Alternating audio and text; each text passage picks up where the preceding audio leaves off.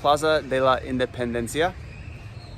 It is the center of the town. It is basically where you're going to start when you visit, because there's so many things here to see and do just on this one block. And I'm here because I want to show and share with you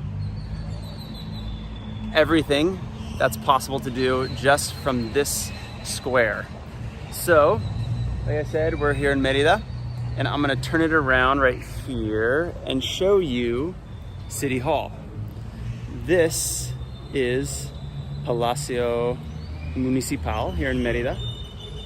There's a little plaque over the entrance, says Plaza de la Independencia.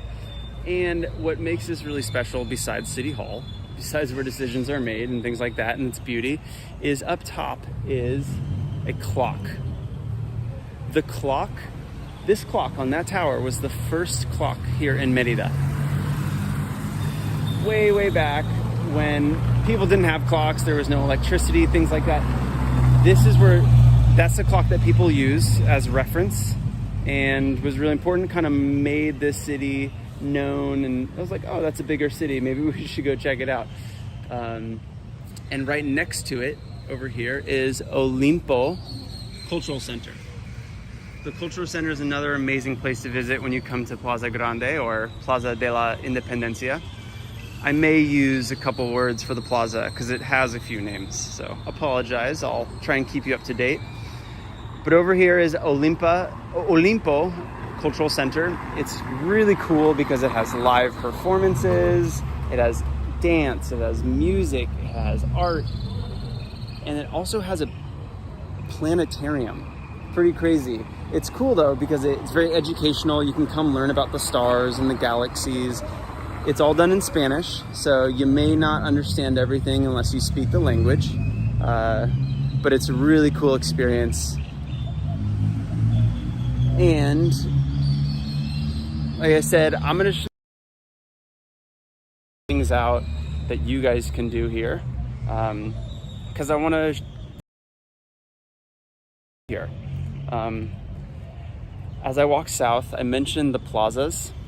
All the different names. So there's Plaza Grande, there's Plaza Principal, or the main plaza, principal plaza, Plaza de la Independencia, which is the official name.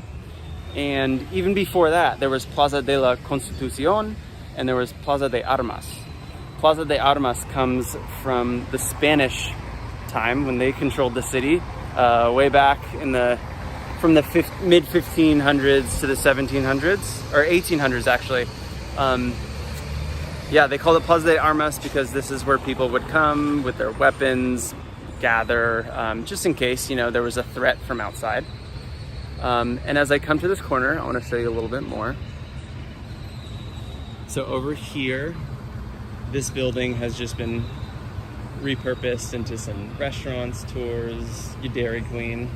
There's pharmacies all over the place. I love this building. Love the architecture. And the reason I brought you to this corner is because over here is Casa de Montejo. Casa de Montejo is the first building built here in Merida. It used to span the entire block before it got so busy and congested, and it was built by Francisco de Montejo, who is the founder of Merida. It was built on the Mayan city of, forgive my pronunciation, To. It's a T''Ho. And here you can check out the facades. A lot of it has been redone over the years just because weathered by the time and things like that, and a couple revolutions and wars and stuff happens, but they've done a great job remastering the facade. And heading east at the moment, you can see the sunrise beyond the buildings. I'll just give you a little experience of what it's like to walk around here.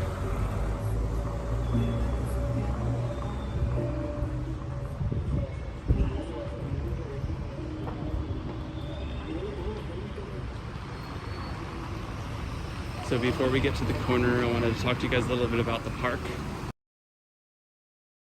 Here is a wonderful place to gather, where many locals do in the morning. Usually not in the afternoon though, it's pretty hot. As we get to this corner, you'll see the laurel trees above. They line the entire square, give it great shade for people to rest in. And it's really cool because here in Merida, at the main local kind of touristy spots, I guess, there's free Wi-Fi for everybody. In most of the big plazas, people like that Wi-Fi. Okay, and now from here, from this corner, we have a contemporary art museum. On the bottom are different stores and things like that. But above, on the second floor, and the side entrance, which we are getting to,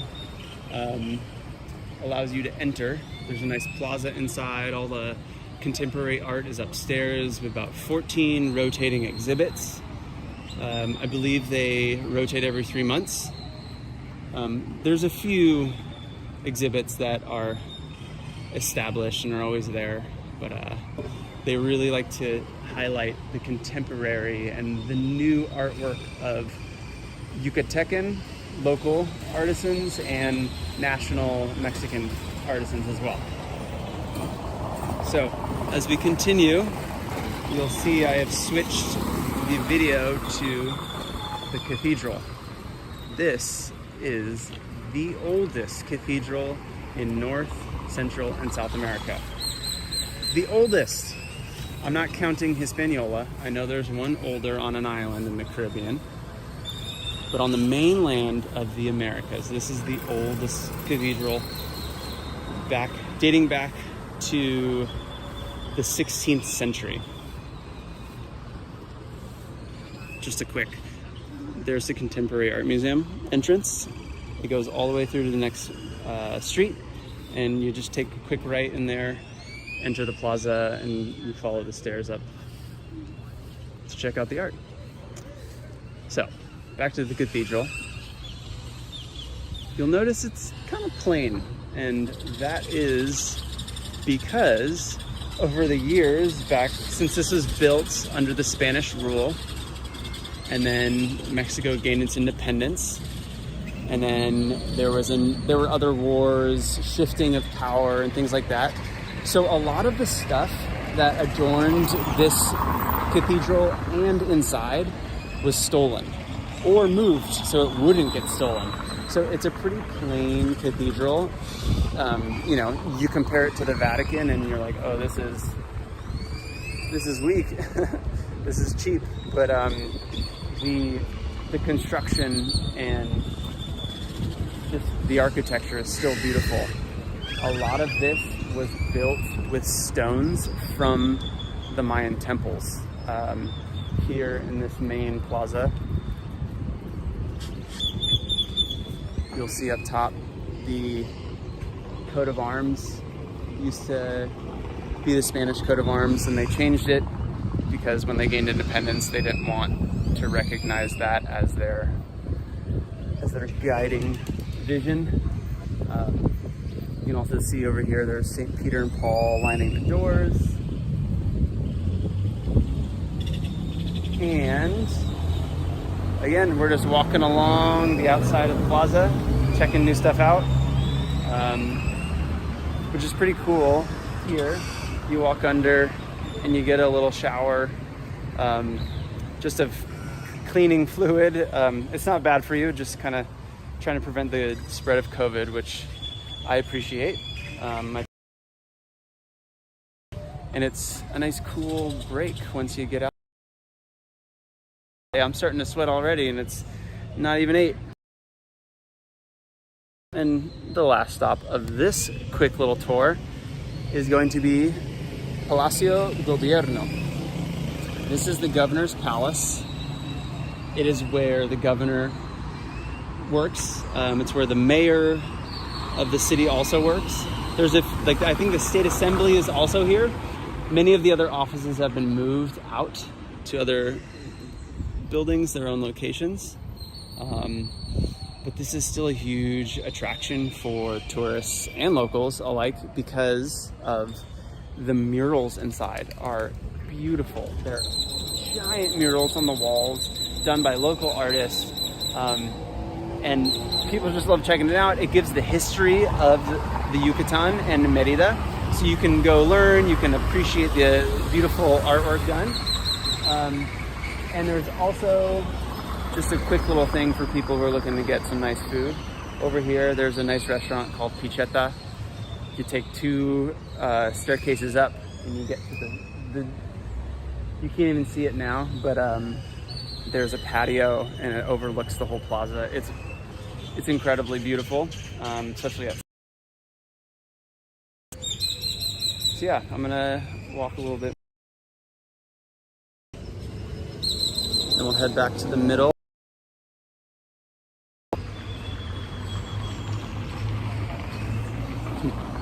Actually funny, the large tower, I have used that as a reference point. I think, that's in the northwest corner, I need to go this way. So here we're back at the plaza. We just did a little quick loop as we enter.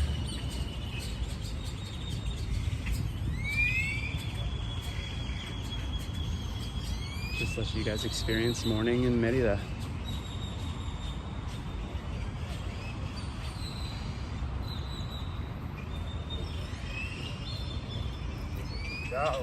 Cuidado, te corren las firmadas. Prohibido firmar, ¿eh? Hope I didn't upset him too much.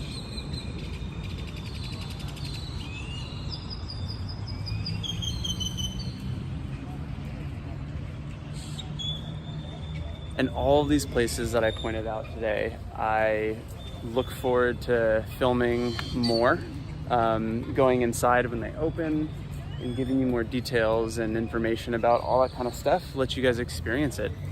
I'm all about expanding and sharing, so hopefully you guys enjoyed your time with us, and I will let you go with a vision of the oldest building in Merida.